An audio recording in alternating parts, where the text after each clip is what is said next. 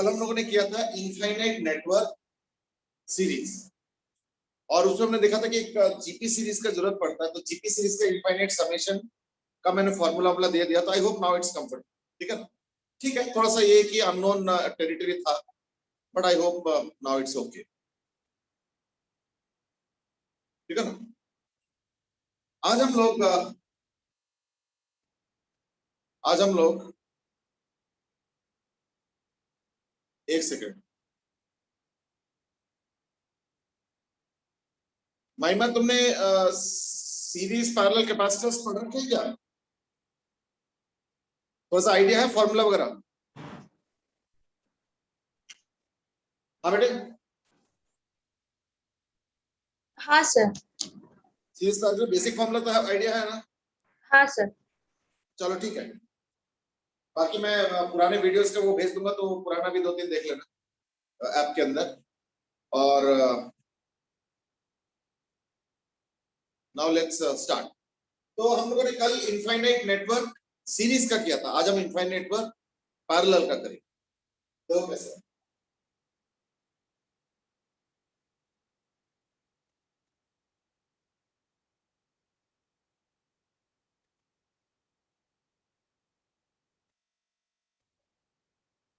ठीक है, और ये कैसे है? 12 फैराड,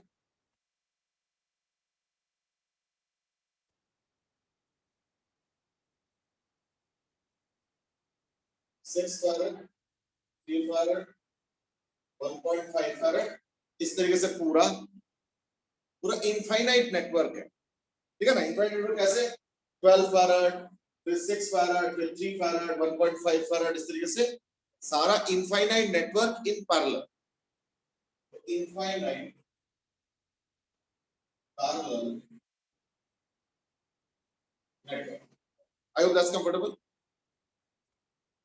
तो अब निकालना क्या क्या है? सिंपल, एक तो सी आई या n, Q n, V n, ये मान लो है 20 वोल्ट का बैटरी, वी एन और यू एन, यानी nth कैपेसिटर का कैपेसिटेंस, चार्ज, वोल्टेज, एनर्जी, ये nth कैपेसिटर का चाहिए। और दूसरा है टोटल कितना चार्ज फ्लो हुआ यहां से, क्यू। सी इक्विवेलेंट क्या है? पहले इनफैक्ट सी इक्विवेलेंट आएगा, फिर चार्ज आएगा, और फिर टोटल एनर्जी, ये निकालना। So that's basically the question. I mean start करो, मैं इसको थोड़ी देर के लिए पॉज कर देता हूं। देखो, पहली बात, nth कैपेसिटर में क्या पैटर्न बनता है, मैं रिपीट कर रहा हूं। वो है कि पहला वाला 12, फिर अगला 12 into half, 12 into half square, 12 into half cube, 12 into half to the power 4 and so on। यानी हर एक बार क्या हो रहा है, हाफ का एक पावर बढ़ता जा रहा है। तो सेकंड वाले में half to the power 1, third वाले में half to the power 2, fourth वाले में half to the power 3 and so on. तो nth वाले में half to the power n max। Okay, voltage parallel में हर एक का सेम, तो कितना होगा? 820 वोल्ट, तो Vn तो 20, उसमें कोई दिक्कत नहीं। अब आ जाओ चार्ज। चार्ज क्या होता है? C इंटू वी, तो C तो ये है और V ये है, यानी 12 into 20 into half to the power n minus. अब इसको थोड़ा बहुत सिंप्लीफाई कर सकते हो, बड़ा ठीक रहता है, इट्स ओके। एनर्जी तुम q स्क्वायर बाय 2c से भी कर सकते हो, और नहीं तो हाफ c स्क्वायर से भी कर सकते हो, और नहीं तो qv बाय 2 से भी कर सकते हो, मर्जी है। तो देखो, अगर qv बाय 2 से करना चाहोगे तो देखो, ये q है, ये v है, और बाय 2 यानी 12 into 20 into 20 by 2, और ये half to the power n-1 को एक और हाफ से मल्टीप्लाई हो तो half to the power n हो जाएगा, यानी 12 into 20 into 20 into half to the power n। वो actually half qv, half qv, और हाफ और एक half to the power n-1 मिला के half to the power n हो गया, और बाकी एज इट इज है, वो अपने आप कैलकुलेट कर लेंगे। ठीक है, चलो next is C equivalent. C equivalent में क्या होगा ना कि ये पैरेलल में है, तो वो सारे ऐड हो जाएंगे। कैसे ऐड हो जाएंगे? नहीं, सारे ऐड हो जाएंगे। ये तो जीपी है, इनफाइनाइट समेशन है। इनफाइनाइट समेशन का फॉर्मूला कल ही दिया था मैंने, है ना, कि अगर कोई जीपी होता है, A R AR square, AR cube, इस तरीके से इनफाइनाइट टर्म्स। इसका समेशन क्या होगा? A by 1 minus R, अगर R का मॉड 1 से कम है तो A by 1 minus R। तो C इक्वल क्या होगा इनका समेशन, यानी 12 plus 6 plus 3 plus 1.5, ये क्या होगा? A by 1 minus R formula है, is equal to A by 1 minus R 24। सबको ऐड करके 24 फैराड। चार्ज क्या होगा? C इक्विवेलेंट इनटू V, तो C इक्विवेलेंट हो चुका है और V 20 है, तो Q इज इक्वल टू 24, बस दैट्स इट। और एनर्जी क्या स्टोर होगा? Half QV, that's it. तो हाफ Q इनटू V। तो मैंने बेसिकली QV by 2 वाला फॉर्मूला यूज, और भी यूज कर सकते हो, मर्जी है, उसमें कोई दिक्कत नहीं है, पर मैंने हाफ QV यूज।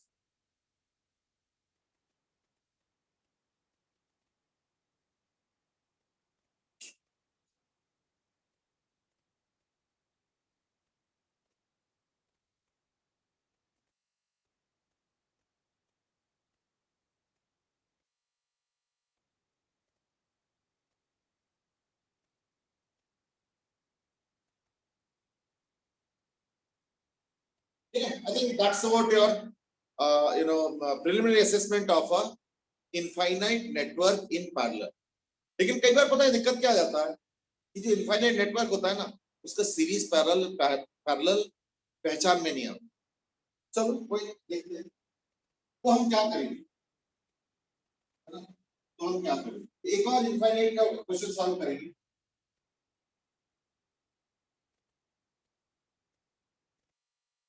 और वो है इस तरीके,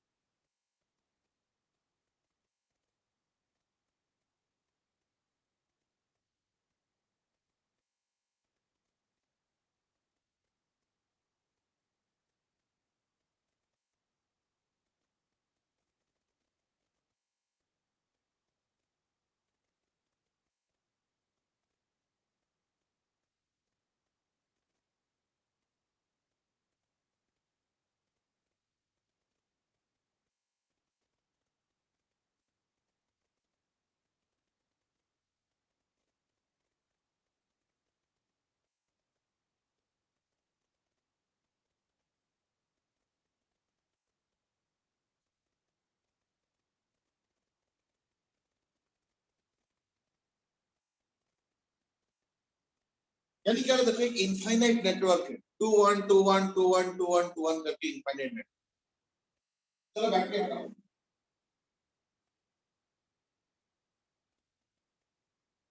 fine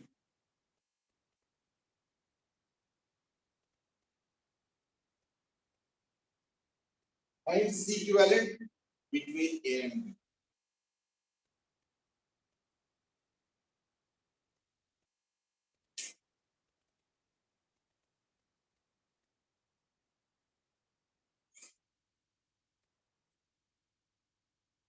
That is the question। Start करो। देखो हम लोग अपने पर्सनल लाइफ पे जरा सोचे, सपोज मैं कहीं जा रहा हूं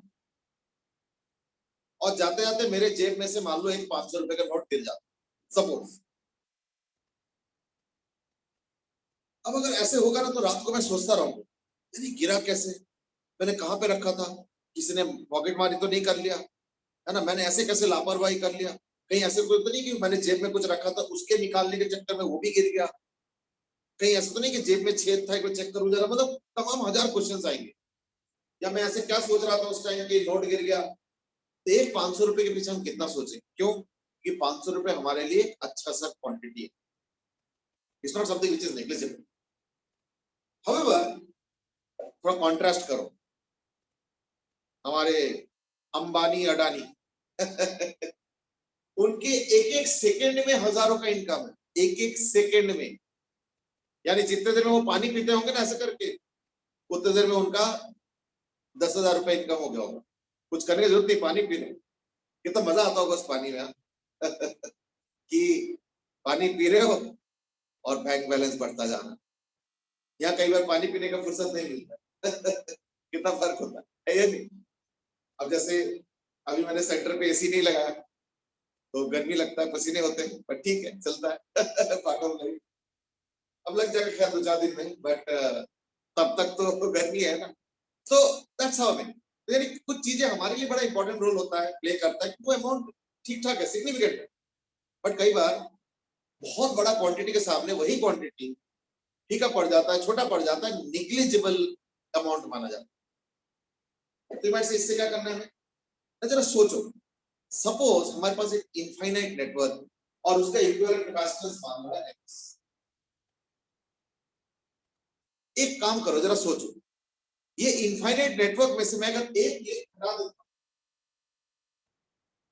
इस इनफाइनाइट नेटवर्क में से अगर मैं एक लिंक हटा दूंगा इस तरीके का, तो क्या होगा, इसके पीछे जो बचेगा वो भी तो इनफाइनाइट नेटवर्क ही है ना, तो सोच के देखो वो तो इनफाइनाइट नेटवर्क ही है ना। अब उसका जो इक्विवेलेंट कैपेसिटेंस वो भी तो x ही होगा ना, यानी इस पूरे का इक्विवेलेंट कैपेसिटेंस भी इक्वल टू x। फायदा क्या है जरा समझो, इसका मतलब मैं एक छोटा सा सर्किट बनाऊंगा, पता है कैसे, ये लो जी, ये 2 फैराड है, ये 1 फैराड है और इसका इक्विवेलेंट x है, लेकिन इसके पीछे भी एक x ही है, क्यों, इसके पीछे का जो नेटवर्क है वो भी वही नेटवर्क है, उसको मैं लिख सकता हूं एज x, ये हो गया 1 और ये हो गया, बस। अब देखो ये दोनों पैरेलल में हो गया x और 1, तो अगर x और 1 पैरेलल में हो जाता तो x प्लस 1 पैरेलल तो ऐड होता है, और सीरीज में क्या होता है C1 C2 bye C1 plus C2 अगर 2 हो तो मैं इन दोनों को मिला के एक मान रहा हूं x प्लस 1 और एक 2 है, तो x plus 1 into 2 by x plus 1 plus 2। याद है ना कि कल हमने डिस्कस किया था, याद करके देखो,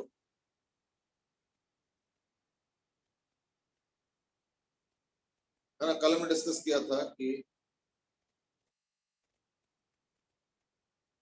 हाँ, तो कल हमने डिस्कस किया था कि अगर C1 और C2 सीरीज में होता है तो जो इक्विवेलेंट कैपेसिटेंस होता है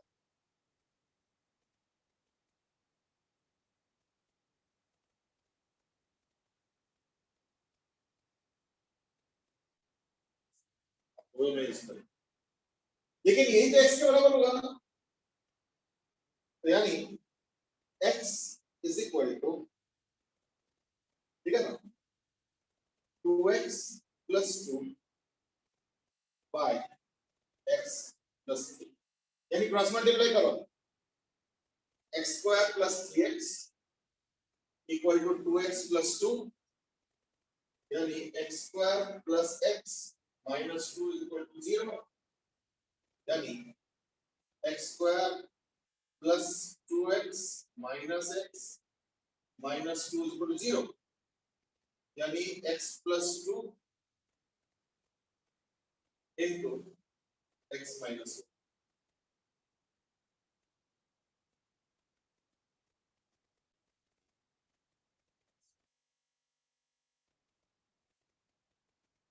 यानी इस पूरे इनफाइनाइट नेटवर्क का जो इक्विवेलेंट कैपेसिटेंस है वो हो जाएगा 1 फैराड। ठीक है, ग्रुप ने भी आंसर दिए हैं, ग्रुप ने भी सटीक ये आंसर दिया, ठीक है। और भी शायद आंसर आए हैं, I don't know, I was not seeing it, अभी तक देखा नहीं।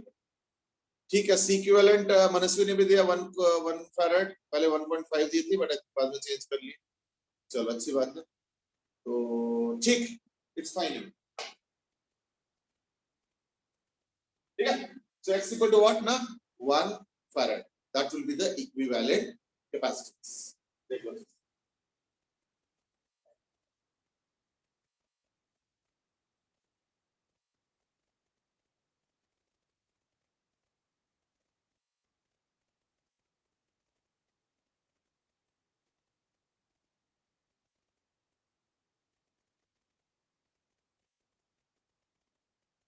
समझ में आ रहा है ना? किसी को दिक्कत तो नहीं है, कुछ पूछना है इसमें से?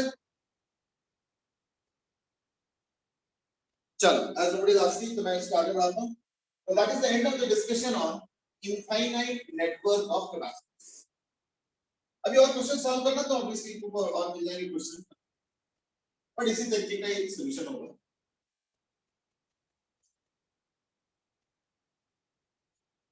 Okay, now let's proceed. अभी तक हमने क्या किया, देखो हमने अभी तक चार्ज फ्लो निकाला है ना? और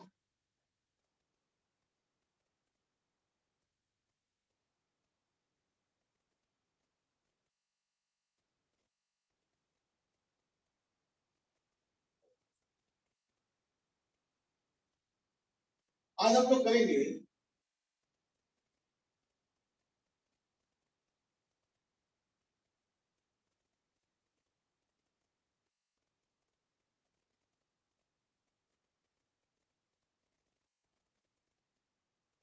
इक्विवेलेंट डाइलेक्ट्रिक कांस्टेंट। बट उसको करने के पहले मैं एक और कंसेप्ट इंट्रोड्यूस करना चाहता हूं, जरा ध्यान से सुनो। और वो है कि सपोज मैंने एक partial dielectric constant,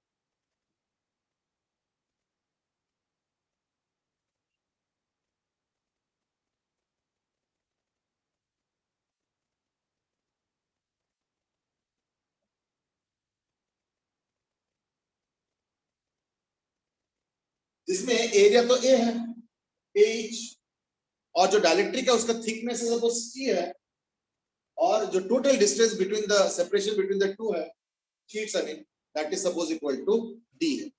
I think that's okay. अब देखो क्या है, या क्या क्या है, it's like this, that it's like this, that मैं पता इसको कैसे इमेजिन कर रहा हूं, मैं इस पोर्शन को इमेजिन कर रहा हूं एज अ डाइलेक्ट्रिक कैपेसिटर, और बाकी को इमेजिन कर रहा हूं एज अ एयर कैपेसिटर। तो मैं क्या करता हूं, उसके लिए एक इमेजिनरी प्लेट यहां पे डालता हूं। दिस इज अ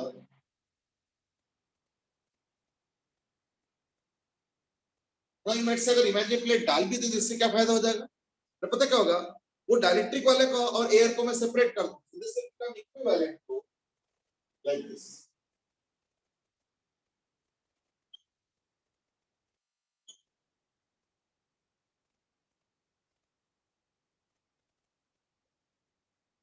तो ये वाला जो पोर्शन है ये हो गया डाइलेक्ट्रिक कैपेसिटर, और जो रिमेनिंग पार्ट है वो जगह एयर कैपेसिटर इन सीरीज।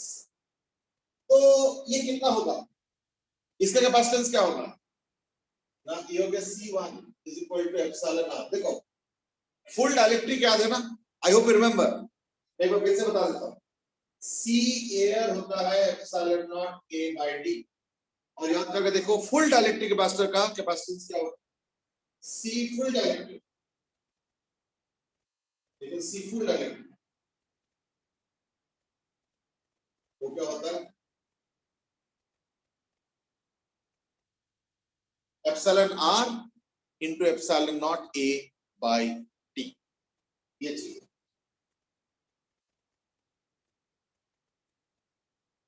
ठीक है, आई होप दैट्स ओके। तो इमेजिनरी प्लेट क्या हो गया ना, C1 हो जाएगा epsilon naught into epsilon naught a by d, d बोलते हैं plate separation, which in this case will be what, d, और जो C2 है वो क्या है, epsilon naught a by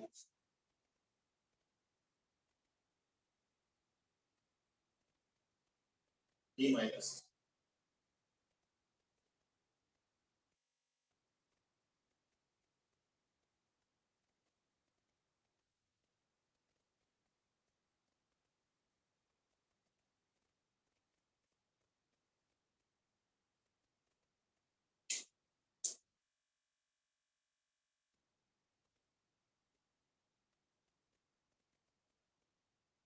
excuse me sir. Sir आप एक बार फिर से रीजन बता सकते हो आपने वो इमेजिनरी प्लेट क्यों लगाई? ये देखो इमेजिनरी प्लेट डालने में कोई दिक्कत तो नहीं है। Point is that imaginary plate डालने में दिक्कत क्या है? देखो एक थिन प्लेट अगर रखते हो तो कोई फर्क तो पड़ नहीं रहा। हाँ थिक प्लेट नहीं रख सकते हो, क्यों? क्योंकि अगर थिक प्लेट रखोगे इन दैट केस क्या होगा, वो जो प्लेट का थिकनेस है वहां पे फिर फील्ड खत्म हो जाएगा। For example let's say capacitor है, ये कैपेसिटर है। अब तुम बोलते हो मैं ना इसके बीच में एक मोटा सा प्लेट रख दूंगा मेटेलिक, ये अलाउड नहीं होगा। क्यों? क्योंकि पता है दिक्कत क्या है कि यहाँ पे तो वही फील्ड होगा जैसे पहले था, यहाँ पे भी वही फील्ड होगा जैसे पहले था, पर बीच में जब ये प्लेट मेटेलिक प्लेट नहीं था तो वो तो मोटा सा मेटेलिक प्लेट डाल। अब ये प्लेट जब नहीं था तो यहाँ पे भी तो कुछ ना कुछ फील्ड था ना, तो अगर यहाँ पे फील्ड था तो जब मैं चार्ज को एक जगह से दूसरे जगह ले जाऊंगा तो वर्क डन भी हो रहा था पिछले बार, और उसकी वजह से पोटेंशियल डिफरेंस भी क्रिएट हो रहा था। लेकिन अब क्या हो गया, मेटेलिक प्लेट डालने की वजह से क्या होगा, मेटेलिक प्लेट के अंदर इलेक्ट्रिक फील्ड जीरो होता है, याद है ना हमने डिस्कस किया। तो यानी तुमने तो फिर इसके मतलब सिचुएशन को डिस्टॉर्ट कर दी। क्यों? क्योंकि वो जो थिकनेस वाला पार्ट है उसमें तो वर्क डन अब करने की जरूरत नहीं पड़ेगा, तब तो वर्क डन कम हो जाएगा ना फिर। क्योंकि पहले जब ये प्लेट नहीं था तो यहाँ पे भी फील्ड है, यहाँ पे भी फील्ड है, यहाँ पे भी फील्ड है, यहाँ पे भी फील्ड है, यहाँ पे भी फील्ड है, यहाँ पे भी फील्ड है, यहाँ पे भी फील्ड है, यहाँ पे भी फील्ड है, यानी पूरे प्लेट के रीजन के बीच में फील्ड है। तो पूरे वर्क डन करने पड़ेंगे पूरे एक प्लेट से लेकर दूसरे प्लेट तक, उससे पोटेंशियल डिफरेंस क्रिएट होगा। जो पोटेंशियल डिफरेंस होता है work done by taking, work done in taking unit positive charge from one point two another, तो इस केस में वन प्लेट टू अनदर। पर अगर तुम जबरदस्ती एक मोटा सा प्लेट डाल दोगे that means what, you are creating a distortion. क्यों? क्योंकि उस मोटे से प्लेट के बीच वाले पार्ट में फील्ड नहीं होगा, वर्क डन नहीं होगा, इसलिए ओवरऑल वर्क डन कम हो जाएगा। तो ये तो सिस्टम ही बदल गया। लेकिन अगर तुम एक पतले प्लेट जोड़ोगे कहीं पे भी तो क्या दिक्कत? नो प्रॉब्लम, है ना? नॉइमर से ऐसे क्यों नहीं प्रॉब्लम? क्योंकि थोड़ा सोचो, अगर ये टी है मान लो, और अगर मान लो डी माइनस टी है, तो मैं तो इसको दो कैपेसिटर मान सकता हूँ, एयर कैपेसिटर। डायलेक्ट्रिक बात की बात है, पहले एयर कैपेसिटर मान लेता हूँ, क्योंकि मैंने तो दो प्लेट के बीच में एक इमेजिनरी या एक इवन थिन प्लेट डाला है मैंने। तो इसका C1 क्या होगा, epsilon naught A by T। इसका C2 क्या होगा, epsilon naught A by D minus. अब ये दोनों तो सीरीज में हो गया ना, तो अगर मान लो इसके इक्विवेलेंट निकालोगे तो क्या आएगा, 1 by C equivalent is equal to 1 by C1 plus 1 by C is equal to T by epsilon naught A plus D minus T by epsilon naught A। तो जब ऐड करो तो T plus D minus T by epsilon naught A यानी equal to D by, अब देखो अगर 1 by C equivalent आ रहा है D by epsilon naught A, तो इससे तो C इक्विवेलेंट आ गया।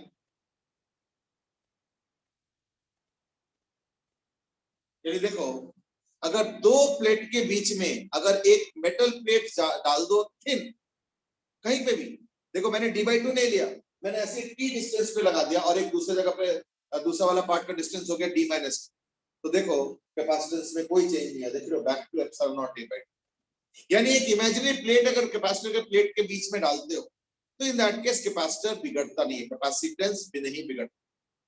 तो मैंने इस बार इमेजिनरी प्लेट इसलिए इसके साथ लगा दी क्योंकि उसके वजह से कुछ चेंज तो होना नहीं होता। तो देयरफॉर अब मैंने इसको क्वेश्चन को थोड़ा बदल दिया, उससे क्या होगा, इक्विवेलेंट कैपेसिटेंस निकालना रिलेटिवली इजी हो गया। कैसे निकालेंगे अब उसका देखो, है ना?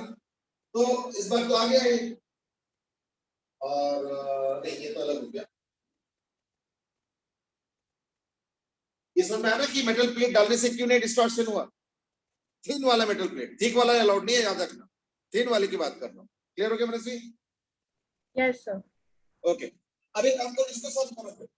अब ये दोनों सीरीज में है, एक डाइलेक्ट्रिक और एक एयर, तो उससे क्या होगा, इक्विवेलेंट डाइलेक्ट्रिक इक्विवेलेंट कैपेसिटेंस आएगा। तो देयरफॉर 1/c है ना, 1/c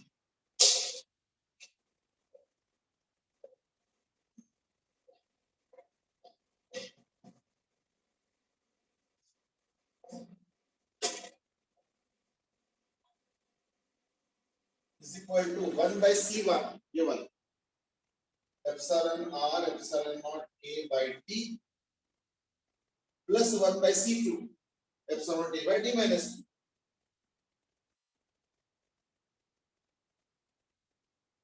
is equal to 1 by epsilon naught a common ले, ठीक है ना।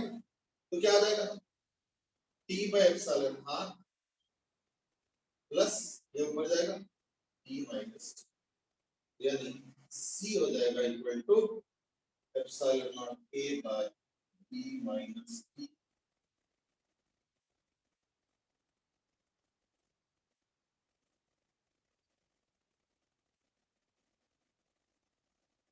एक्चुअली मैंने थोड़ा सा मैनिपुलेशन किया, टी को एक साथ लेके कॉमन लेने के लिए सब चीजें किया, बाकी तो सब सेम।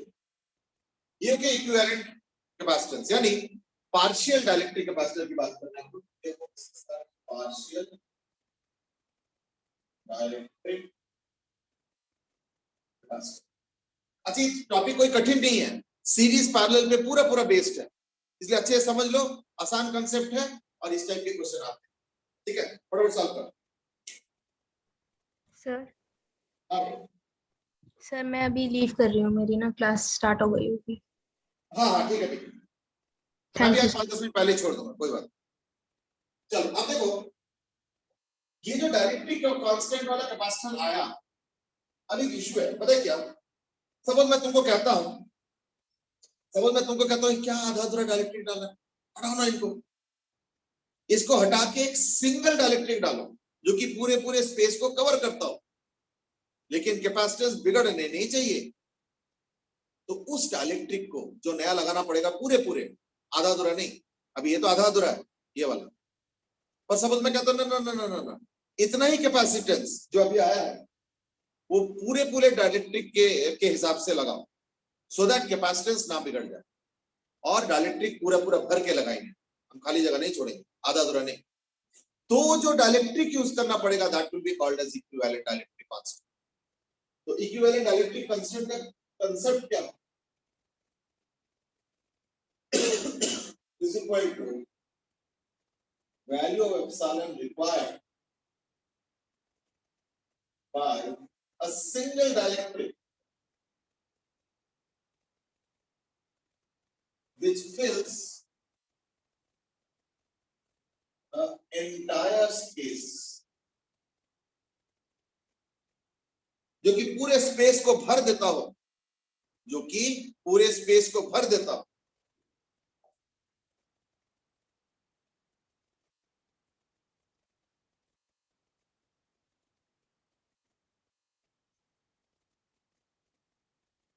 लेकिन उतना ही कैपेसिटेंस प्रोड्यूस करे जितना कि ये आधा अधूरा वाले डाइलेक्ट्रिक ने प्रोड्यूस करा। तो एक क्वेश्चन करो, आइडिया बिल्कुल क्लियर हो जाए। कई बार लगता है कॉपी के आगे ऐसे कुछ,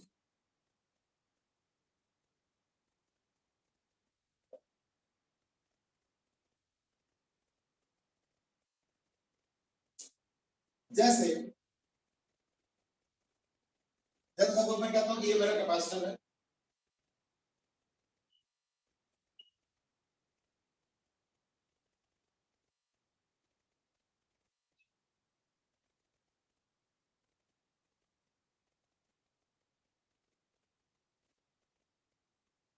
और मैंने 1/3 स्पेस को भर दिया विद अ डाइलेक्ट्रिक कांस्टेंट,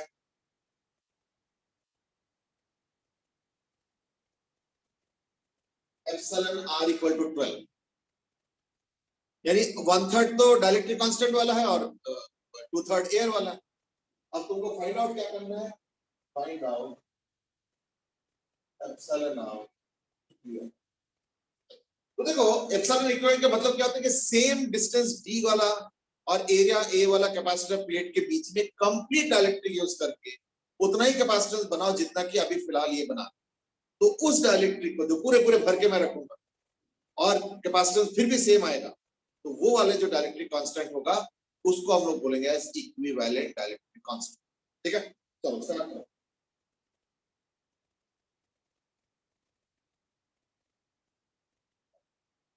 इसमें डायरेक्ट फॉर्मूला लगाना, फिर से वो जो कहते हैं स्टार्टिंग फ्रॉम द स्क्रैच, फिर से स्टार्टिंग फ्रॉम द स्क्रैच मत करना, डायरेक्ट फॉर्मूला लगाओ, कोई दिक्कत नहीं।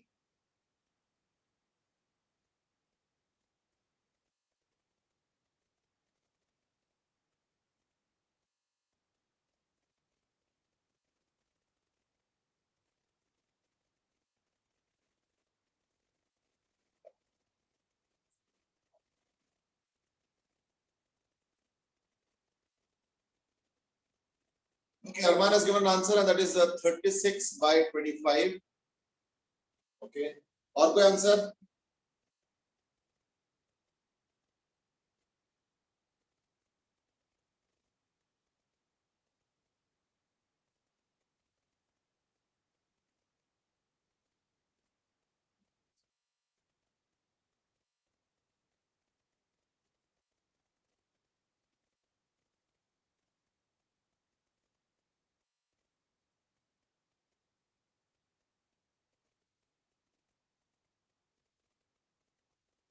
चलो मैं स्टार्ट कर रहा हूँ, मैं फॉर्मूला तो वही यूज करूंगा, ये वाला। तो C कितना हो गया इसका? Epsilon naught A by D minus T, T मतलब D by 3, 1 minus 1 by epsilon r which is 12, so epsilon naught A by D minus D by 3 into, ये क्या actually 12 minus 1 11, 11 by 12,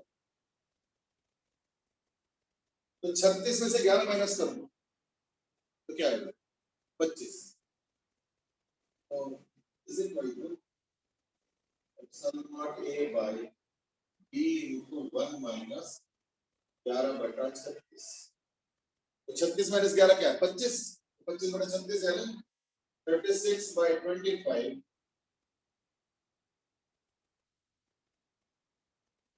epsilon naught A by D। अब बताओ अगर मैं एक single dielectric डालता हूं पूरे भर के तो उसका क्या होता है, that will be equal to epsilon r into epsilon naught A by D।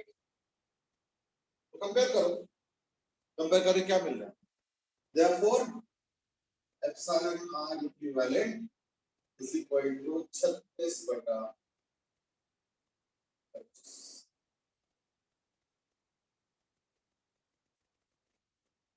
epsilon r equivalent is equal to 36/25। ठीक है, और भी एक दो जने का आंसर आ रहा है। ठीक है, ध्रुव ने भी ये दिया है, अरमान ने भी दिया 36/25, अब सही है, ठीक है ना, सही है।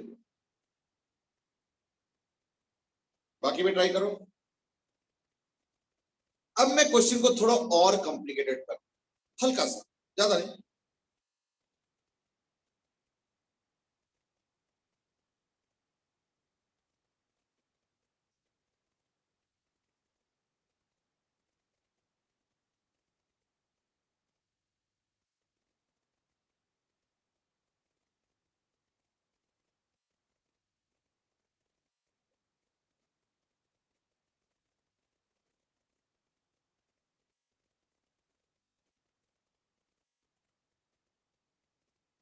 टू D/3 और D/3,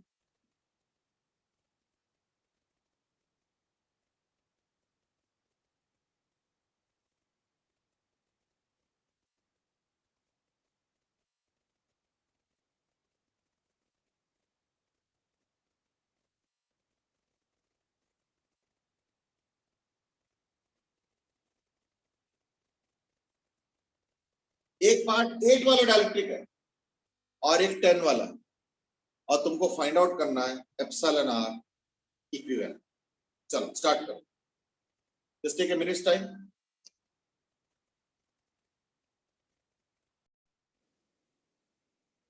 तो प्रोसेस तो देखो वही है, पहले इसका C1 निकालेंगे, इसका इसका C2 निकालेंगे और फिर ये दोनों तो सीरीज में आ गया ना, तो C1 कितना होगा, एप्सिलॉन r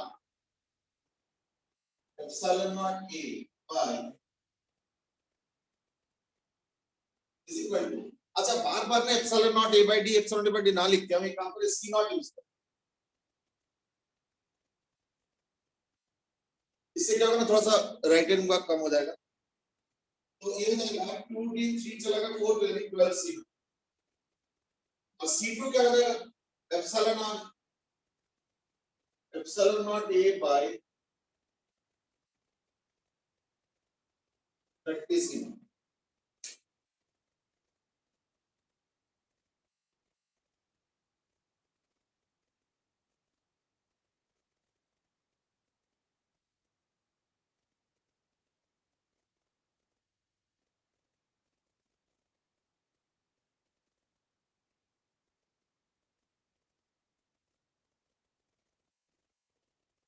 एक 12c नॉट एक 30c नॉट, अब इन दोनों का सीरीज, तो सीरीज तो इक्विवेलेंट इसी होता है ना, C1 C2 bye C1 plus C, तो 30 इंटू 12 ये C नॉट हो गया बाय 42 है ना, 30 प्लस 12 42, तो 6 से 7 6 से 5 यानी होगा 60 बाय 7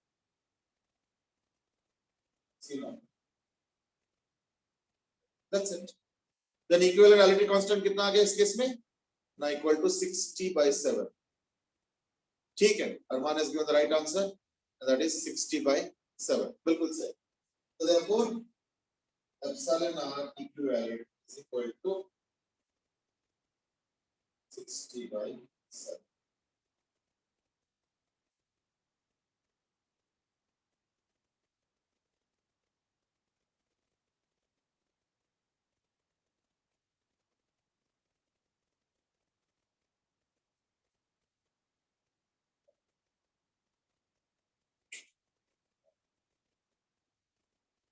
ठीक है, बिल्कुल सिंपल क्वेश्चन है, कोई ज्यादा मुश्किल नहीं, एक लास्ट क्वेश्चन आज हम लोग करेंगे, ये भी करो।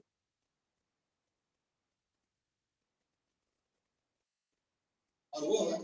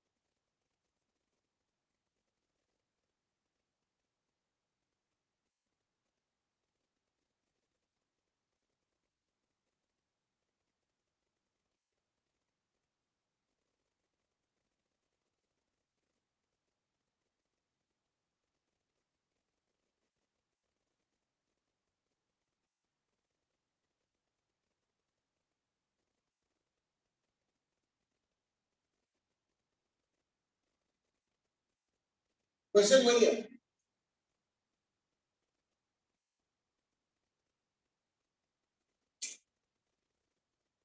सर हाँ सर इनके डिस्टेंसेस बता दो।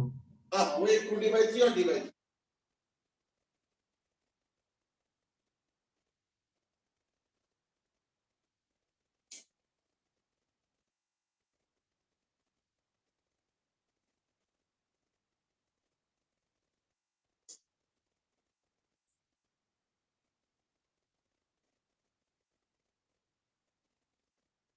अच्छा बाय द वे मैंने एक गलती किया, जब मैं वो थिक और थिन डिस्कस कर रहा था तो हमने देखा कि थिन प्लेट कहीं पे भी डालो, टी डिस्टेंस कहीं पे भी डालो उससे कोई फर्क नहीं पड़ता, थिन प्लेट, पर ये भी तो एक सवाल है कि थिक प्लेट में क्या होगा, तो थिक प्लेट के लिए भी क्वेश्चन लिख लो।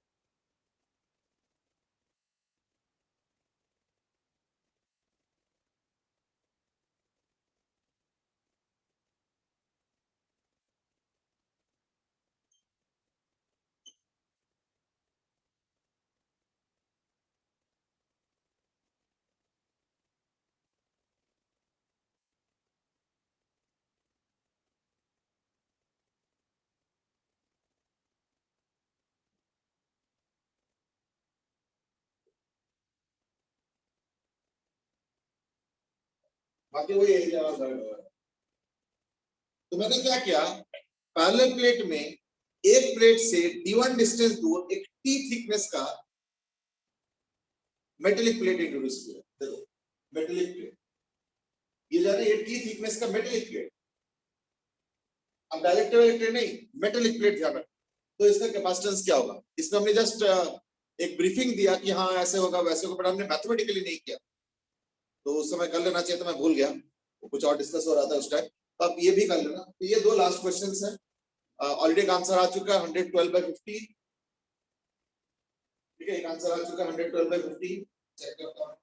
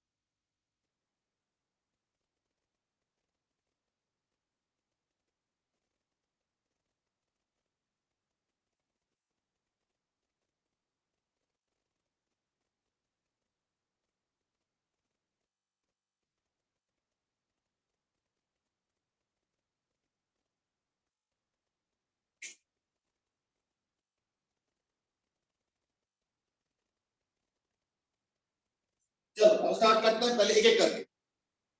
इसका आंसर एक ही आया है अभी तक, और वो है 112/15।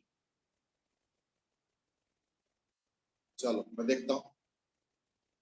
तो इसको पहले करते हैं, दैट इज अच्छा। अब डिवीजन थोड़ा अलग तरीके से करना, ऊपर वाला एक अलग कैपेसिटर होगा पैरेलल में, और नीचे वाले दो, यानी ऐसे होगा ऐसे।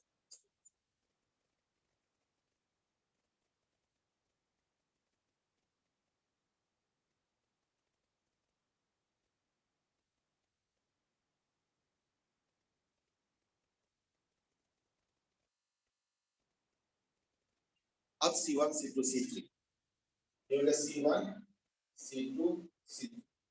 तो C1 क्या होगा, epsilon R epsilon naught A by D, यानी 8/3 C1। ये तो हो गया C1। C2 epsilon R epsilon naught A by D, यानी 6 C0। तो ये होगा C2 6 C0। C3 epsilon R epsilon naught A by D।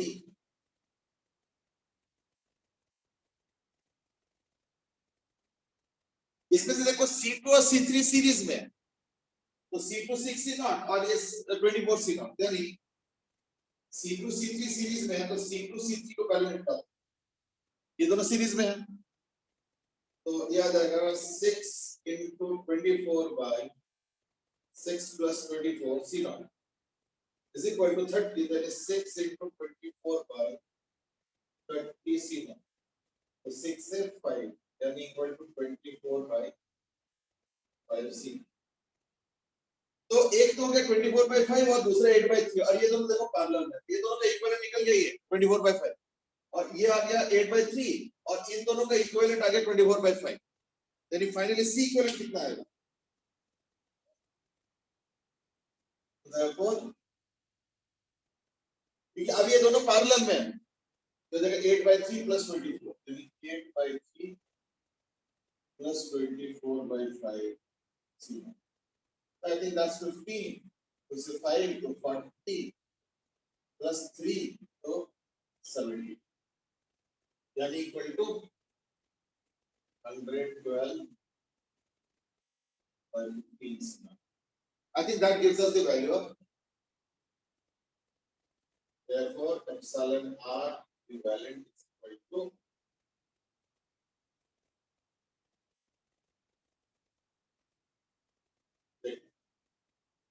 112 by 5 C naught।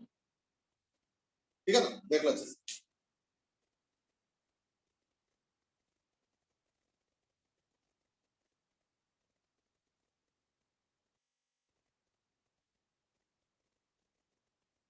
ठीक है 112 by 15 5 नहीं सॉरी 15 112 by 5 अच्छा देखो एप्सिलॉन इक्वल नहीं है ओनली 112 by 15 ये हो जाएगा dielectric constant.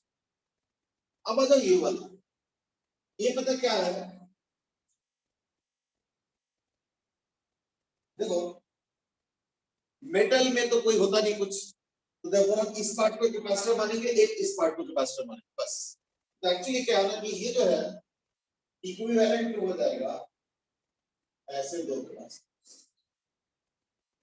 with this as D1 ये D1 वाला और D में से D1 और T माइनस करके बाकी वाला, तो ये हो गया D minus D1 minus area A।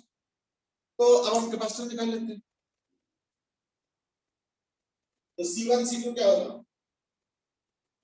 C1 is equal to epsilon naught A by D1 और C2 हो जाएगा epsilon naught A by D minus D1 minus T। अब एक काम करो क्योंकि ये सीरीज में है तो therefore 1 by करके ऐड हो, यानी 1 by C equivalent is equal to 1 by C1 plus 1 by C2 तो 1 by C1 ऊपर जाए यानी D1 by epsilon naught A plus D minus D minus D by epsilon naught। अब अगर इसको कॉमन ले लो 1 by epsilon naught तो बचा क्या? D1 plus D minus D1 minus D। D1 तो cancel is equal to D minus D by epsilon naught और वो है 1 by C equivalent। तो C equivalent क्या होगा? Therefore C equivalent is equal to epsilon naught A by D minus T। That's it। epsilon naught A by D minus T।